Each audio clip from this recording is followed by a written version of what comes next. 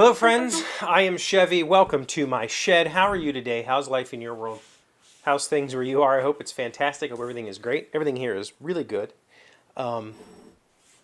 This is episode 1776, which might not mean anything to you, but as an American, I recognize that as the day we celebrate as the independence of the United States of America. So 1776 was our year that we declared independence. More importantly to me, personally, means that I missed the boat on Friday. Friday, I ended up talking more about stuff that was important for that week, but I really meant to talk about episode 1775. Because for me and thousands of others, that date is, I don't want to say it's more important than 1776. It's not, but it means something, and that is the foundation of the United States Marine Corps. If you don't know, I served in the United States Marine Corps from 1997 to 2001. Well, license plate there, yeah. I served 4 years in the Marines, 8 years total if you count. I was a part of the delayed entry program, and then you have a 8-year contract, even though you serve 4 years active duty. I got out in August of 2001. Literally like a month, maybe 5 weeks before, or no, it's like 6 weeks. It may be the end of July. My separation date, I think, was in August. I think I actually got home in July. But regardless, it was like a month and a half prior to the events that happened on September 11th. And all of my friends who were still in the service during that time got stop-lossed, meaning they got held back. They weren't allowed to get out. And I just happened to eke my way out. And to give you a little bit of infill on all of that, generally you go to boot camp, it's 13 weeks. You go to some sort of schooling after that. Well, let me take that back. You go to boot camp, 13 weeks. You go to MCT, Marine Combat Training, which I believe is 3 weeks. I might be wrong there. I honestly don't remember. 3 or 5 weeks. It's basically another month of basic training where you learn actual combat training. Automatic firearms with disassembly, reassembly, counting steps in the field, just all the field combat type stuff that you don't do in basic, you do in MCT. Then after MCT, you go to school for your job, and then after that, you get deployed. I was in boot camp for a little over 5 months, like 5.5 months, because I got injured. I had a hairline stress fracture in my femur, at the top of my femur, where it connects to the hip. And they didn't think I was going to be able to make it. They didn't think I was going to get out of boot camp. I fractured it on week 11, or the end of week 11. So I was 2 weeks away from graduation. Basically, I had to do the crucible. So to back up a little bit, there's a week, I believe it's week 10, maybe week 11 of boot camp is called A-line, which is when you actually go out and do some combat type stuff. You do some field assault. You do some bunker assaulting, stuff like that. I fractured it running out there. And so I was 2 weeks away from graduation. I had to do the crucible and then admin week, and that's it. And I would have been a Marine.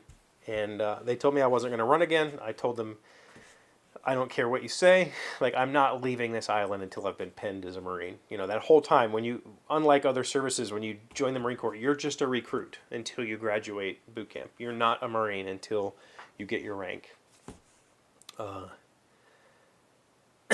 And so I spent 2.5 months in the medical platoon, resting essentially and taking a lot of ibuprofen, and I ended up graduating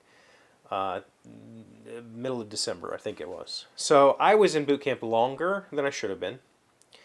After boot camp, I took a month and did recruiting duty, which is simply like I came back here and assisted the recruiter here. He became my boss for the next month. I went to schools and talked about my time in the Marine Corps. I talked to recruits. I went to meetings with other recruiters. Like I did I helped be a recruiter basically for a month, and then after that I went to school. When I got to, oh no, I did boot camp. Then I did, or yeah, then I did that. Then I did MCT, and for whatever reason, I got to MCT, and I was delayed for a couple of weeks. Like we didn't get to start class.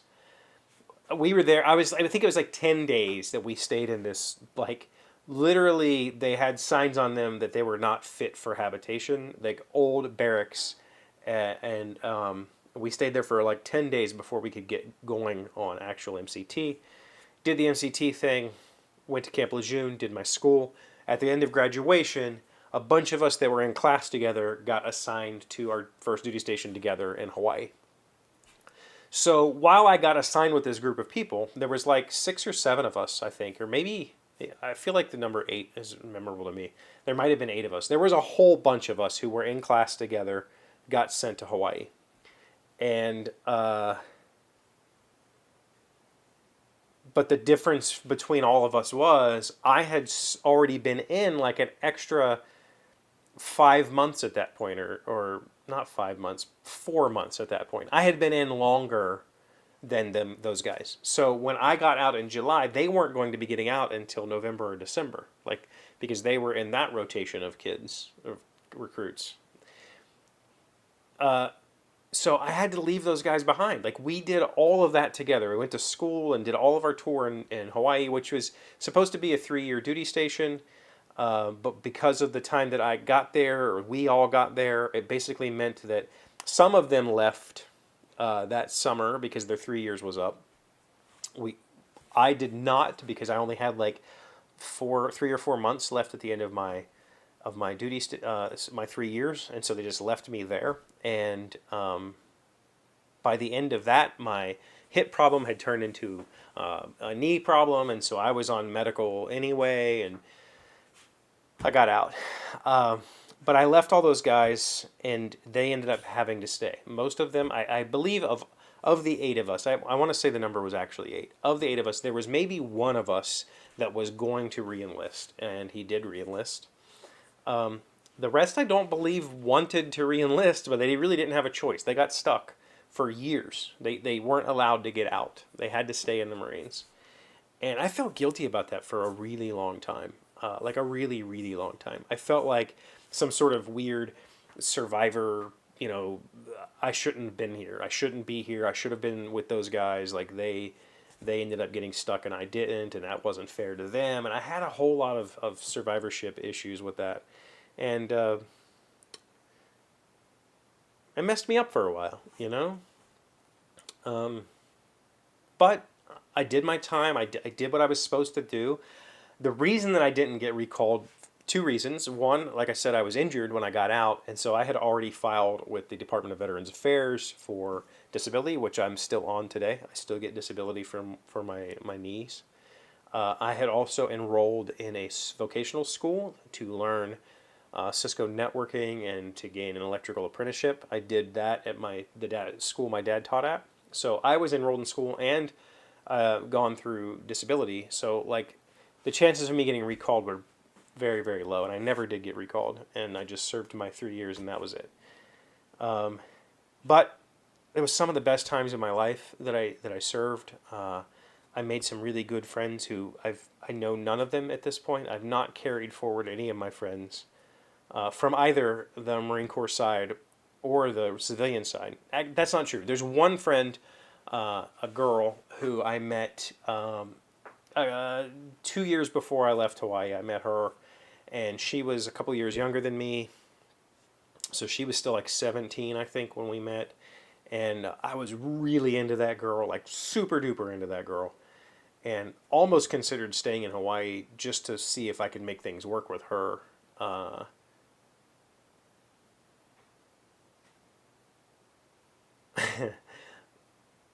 We'll talk about that at some other point. We've stayed in touch. Like we probably talk to each other every couple of years. We'll say, hey, what's up with you? What's going on? How's life? She has kids now and a husband, and she's having an amazing life. And yeah, it's something that I've never thought that I would be that guy, like that's like I was a Marine, and I'm not. I definitely don't present that way. When I tell people I'm a Marine, they go, "Wow, that's kind of." I'm not a strong person. I'm not physically built. I'm not mentally like structured person. I'm a very unstructured and jovial person. But I have a license plate on the wall. The back of my motorcycle has an Eagle Globe and Anchor on it. The side of my motorcycle vest, the front of my car has a Marine Corps plate on it. It's something that I wear with pride, and I say I was a Marine. I did my time. I did my thing, and I do identify as a Marine. I did it, right? And possibly I could even say I went through some shit that made it even harder than most. I didn't do combat. I didn't do any. I saw no action. So I can't claim to know what those people went through. But that little like almost not graduating boot camp after being there for 12 weeks or 11 weeks was devastation. And I pulled out of that, and I survived it. And I made a choice that I wasn't going to give up, and I didn't. And I can be proud of that, I think. So 1775, last Friday's episode, should have been about this. It should have been about my time in the Marines. But it wasn't. And today, 1776 is here, and now we've declared our independence. I don't know from what. I mean, I've been doing this for 7 years now. I did spend some time in the workshop this weekend. I'll probably show you this project tomorrow, because right now it's still drying. Thank you for being here as always. Thank you for liking, commenting, subscribing, being amazing friends, wonderful people. I really appreciate you. And I'll see you again tomorrow. Today's word you should know to sound smart is pluralism. It is a noun meaning the understanding and tolerance of a diversity of differing cultures and views within a single society. As long as someone comes from a family of high standing, we wholeheartedly embrace pluralism. Pluralism. Pluralism. I love the idea that as long as some of the pluralisms are wealthy, we accept them. Not that we accept them always like we should because we're humans and we like other humans, but because somebody's wealthy.